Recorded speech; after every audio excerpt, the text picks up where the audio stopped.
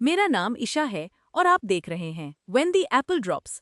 आज मैं आपको वो कहानी सुनाने जा रही हूँ जो आइंस्टाइन ने खुद नहीं बनाई, लेकिन जिसने क्वांटम मैकेनिक्स को प्रूव किया। क्या हो अगर आपको पता चले कि आपकी रियलिटी बिल्कुल अलग है उस चीज से जो आप समझते थे। ये डिस्कवरी छोटी छोटी क्रैक्स से शुरू होती है। वो चीजें जो आप एक्सपेक्ट नहीं करते, वो चीजें जो एक्सप्लेन नहीं होती। सालों से साइंटिस्ट्स एटम को समझने की कोशिश कर रहे हैं। 1803 में डाल्टन ने कहा कि सारी चीजें टाइनी बिल्डिंग ब्लॉक्स से बनी हैं। उसके बाद 1904 में टॉमसन ने अपना प्लम पुडिंग मॉडल दिया। मगर 1909 में रथरफोर्ड ने अल्फा पार्टिकल्स गोल्ड फॉयल पे फायर किए और मोस्ट पार्टिकल्स पास हो गए, जिससे 1911 में उन्हें समझ आया कि एटम मोस्टली एम्प्टी स्पेस है।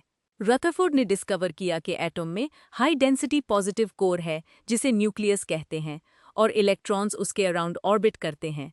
1913 में बोर ने एक और स्टेप आगे बढ़ाया। उसका कहना था कि इलेक्ट्रॉन्स सिर्फ फिक्स डिस्टेंसेस और एंगल्स पे ऑर्बिट करते हैं, लेकिन क्लासिकल फिजिक्स के मुताबिक ये मुमकिन नहीं था। इलेक्ट्रॉन्स तो एनर्जी लूज करके न्यूक्लियस में गिरने चाहिए थे। बोर ने काउंटर इंट्यूटिव रूल डाला, इलेक्ट्रॉन्स एनर्जी लूज ही नहीं कर सकते। ऑटो स्टर्न एक टैलेंटेड साइंटिस्ट द जो आइंस्टाइन के साथ काम करते थे, वो बोर की थ्योरी से बिल्कुल कन्विंस नहीं थे। उसने अपने कॉलीग को लिखा कि अगर ये नॉनसेंस सही निकला तो हम फिजिक्स छोड़ देंगे।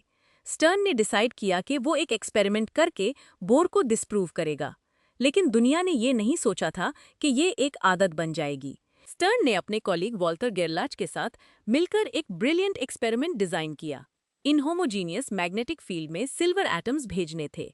सिल्वर के 47 इलेक्ट्रॉन्स में 46 इनर इलेक्ट्रॉन्स कैंसल आउट हो जाते, सिर्फ एक अनपेयर्ड इलेक्ट्रॉन बचता है। क्लासिकल फिजिक्स के मुताबिक बीम ब्रॉड होनी चाहिए थी, लेकिन अगर बोर सही थे तो बीम दो लाइंस में स्प्लिट होनी थी। एक्सपेरिमेंट चलना ऑलमोस्ट इम्पॉसिबल था।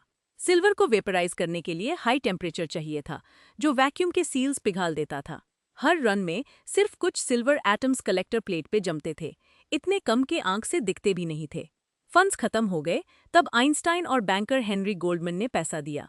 उन्होंने सिगार के धुएं से सिल्वर एटम्स को स्लाइटली विजिबल बनाया। फाइनली फरवरी 7, 1922 की रात गेरलाच ने पूरे रात सिल्वर एटम्स शूट किए।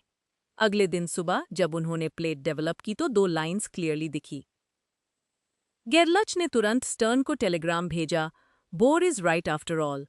बोर को पोस्टकार्ड भेजा जिस पे लिखा था, attached is the experimental proof of directional quantization. ये पहली बार था जब क्वांटम मैकेनिक्स को एक्सपेरिमेंटली प्रूव किया गया। लेकिन एक आखिरी ट्विस्ट भी है। स्टर्न और गेरलाच ने जो मेजर किया वो एक्चुअली बोर की स्पेशल क्वांटाइजेशन नहीं थी। एक्चुअल रीजन के साल बाद समझा आया। ये इलेक्ट्रॉन स्पिन थी, जो हर इलेक्ट्रॉन की इनहेरेंट प्रॉपर्टी है। शेयर लक से इलेक्ट्रॉन स्पिन और anomalous magnetic moment cancel out हो गए थे, जिस वजह से दो लाइंस दिखी। तो वो सही थे गलत रीजंस के लिए, लेकिन उन्होंने सही डायरेक्शन में पॉइंट किया। स्टर्न गेरलाच एक्सपेरिमेंट ने प्रूव किया कि फिजिकल प्रॉपर्टीज जैसे एंगुलर मोमेंटम और स्पिन डिस्क्रेटली क्वांटाइज्ड हैं, कंटिन्यूअस स्पेक्ट्रम नहीं। ये क्वांटम मैकेनिक्स का फाउंडेशन था। आइंस्टाइन ने इसे मोस्ट इंटरेस्टिंग अचीवमेंट कहा और स्टर्न और गेरलाच को नोबेल प्राइज के लिए नॉमिनेट किया। ये डिस्कवरी ने यूनिवर्स को समझने का तरीका ही बदल दिया। स्टर्न ने कहा था अगर बोर सही हुआ तो वो फिजिक्स छोड़ देगा, लेकिन उसने ऐसा नहीं किया। उसने 1943 में नोबेल प्राइज जीता। उसका आखिरी स्टेटमेंट था, I still have objections to the beauty of quantum mechanics, but she is correct. आज भी ये एक्सपेरिमेंट स्टूडेंट्स को कंफ्यूज करता है, लेकिन यही है quantum mechanics, strange, beautiful and absolutely correct.